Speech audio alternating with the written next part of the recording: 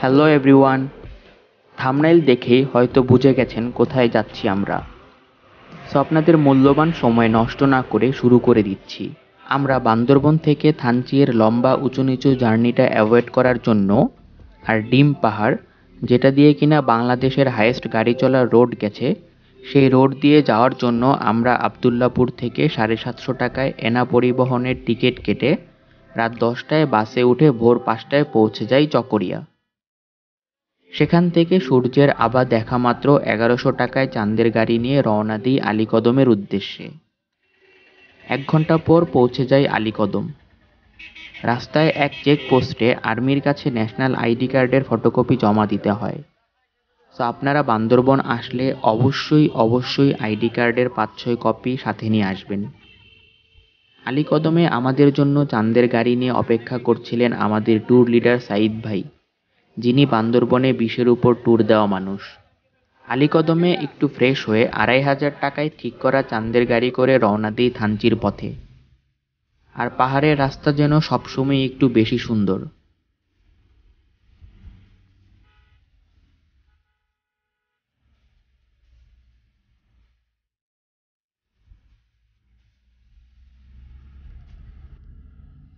ডিম পাহাড়ের উপর একটা ভিউ পয়েন্ট বানানো হচ্ছে।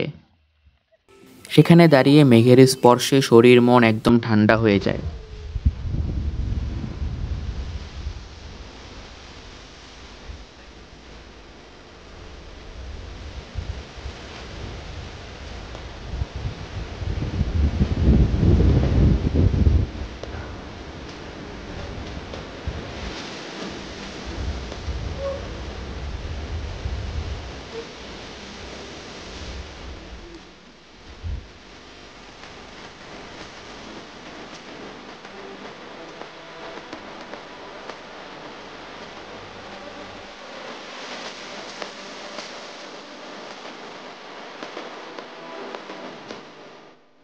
কিছু ফটোশ্যুট করে আবার রওনা দিই।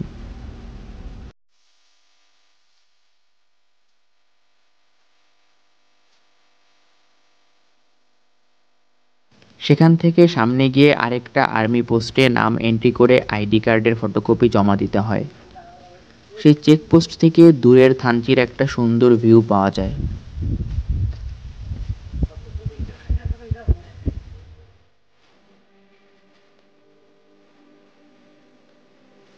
তারপর আবার যাত্রা শুরু। বান্দরবনের এই ট্যুরে আমার আসা আমার কাজিন জাহিদ হাসান সজীবের থ্রুতে, যে currently Jahangirnagar university adventure society ক্লাবের প্রেসিডেন্ট। এই ট্যুরে তাদের এই ক্লাবের অ্যান্ড জেইউ এর বেশ ভালো কিছু সিনিয়র ভাই অ্যান্ড জুনিয়রের সাথে পরিচয় হয়, যেটা আমার এই ট্যুরের অন্যতম একটা বড় প্রাপ্তি। এরপর 10:30টার দিকেই পৌঁছে যাই থানচি।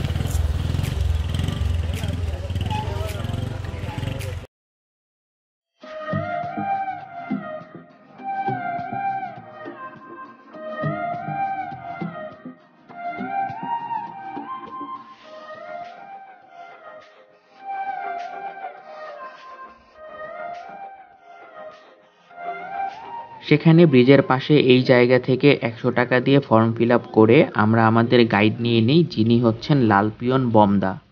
তার বাড়িতেই আমরা রাতে রেমাক্রি থাকি। এরপর লালপিয়নদাকে নিয়ে চলে যাই থানচি থানায়। বেশ সুন্দর ভিউ পয়েন্টে বানানো থানা থেকে অফিসারের পারমিশন নিয়ে আমরা চলে আসি নৌকা ঘাটে। সেখানে আর্মি ক্যাম্পে ফর্মালিটি শেষ করে ফাইনালি উঠি নৌকায়। আমরা আমাদের 1.5 দিনের জন্য Thanchi to Remakri, Likhong up down and Langlok হয়ে আবার থানচি ব্যাক করার নৌকা ঠিক করি 5500 টাকায় পার নৌকা।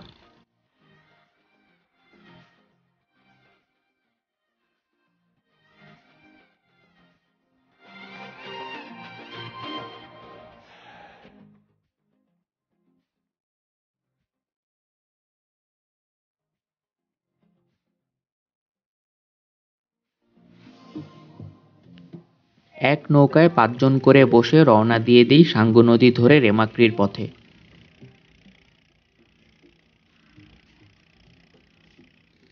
বর্ষার শেষের সাঙ্গু নদী, তাও নদীর টান আর ঢেউয়ের ধাক্কা লাগছিল নৌকায় একটু পরপর। নৌকায় অবশ্যই লাইফ জ্যাকেট পরে উঠবেন। লাইফ জ্যাকেট সাধারণত গাইডরাই ম্যানেজ করে দেয়। আর আরেকটা টিপস হলো, যেরকম জুতা পরেই আসেন না কেন, থানচি থেকে 120 টাকায় কমন যে প্লাস্টিকের ট্রেকিং জুতা আছে সেটা কিনে নেবেন। কারণ এই জুতাগুলো স্পেশালি বান্দরবনের এসব এলাকার জন্যই বানানো। আমি পাকনামি করে কিনি নাই, আপনারা আবার কেউ পাকনামি কইরেন না। দুপাশে সবুজে ঘেরা পাহাড়, উপরে নীল আকাশ আর সাদা মেঘ। সূর্যের কড়া তাপ না থাকলে হয়তো আরো অনেক বেশি এনজয় করা যেত এই জার্নিটা। আর এই রোদ থেকে বাঁচতে মিডিয়াম সাইজের গামছা নিয়ে নিতে পারেন সাথে, যেটা আপনার পুরা ট্যুরেই বেশ কাজে দিবে।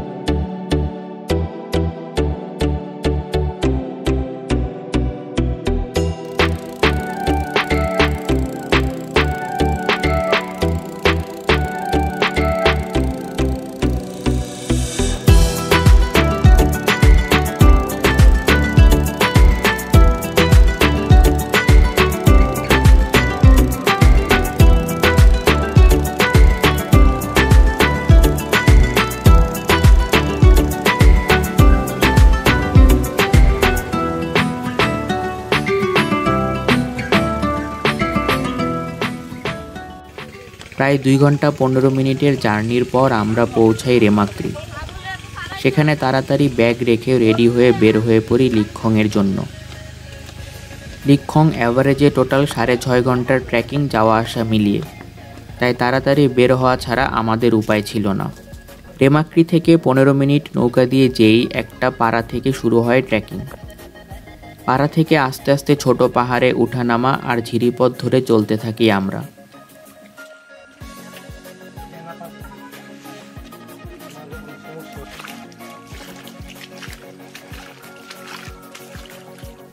এরপর প্রথম এক খাড়া পাহাড়ে উঠতে হয়। সেই পাহাড়ে উঠে সবাই ক্লান্ত, তাই সবাই রেস্ট নিয়ে নেই বেশ কিছুক্ষণ।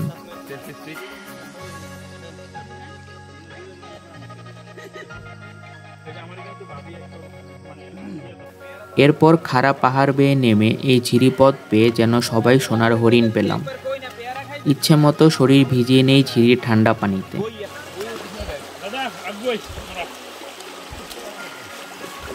এরপর আবার হাঁটা শুরু। কিছুটা সমতল রাস্তা আর ঝুম ক্ষেতের ভেতর দিয়ে যেতে থাকি।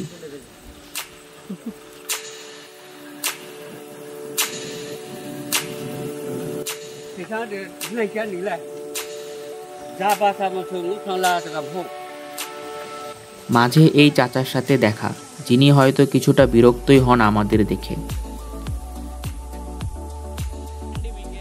এখান থেকে নেমে শুরু হয় ঝিরিপথ। এই ঝিরিপথ ধরে গেলেই সোজা লিক্ষং।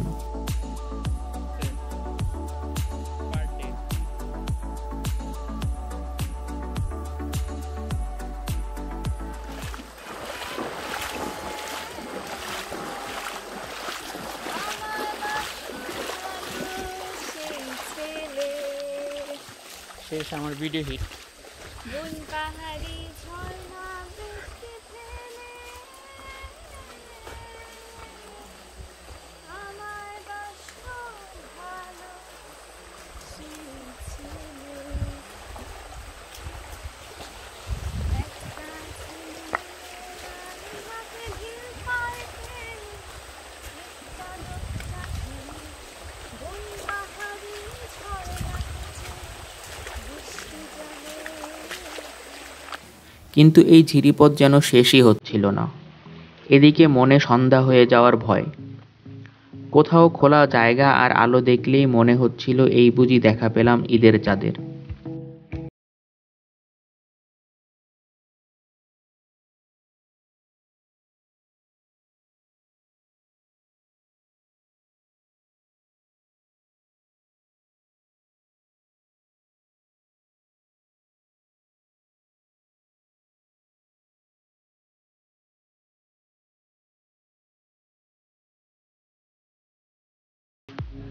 এরপর প্রায় ৩ ঘন্টা ট্রেকিং আর হাঁটা শেষে ফাইনালি দেখা পাই পাহাড়কন্যা লিক্ষংয়ের। দেখেই যেন মনটা শান্তিতে ভরে গেল।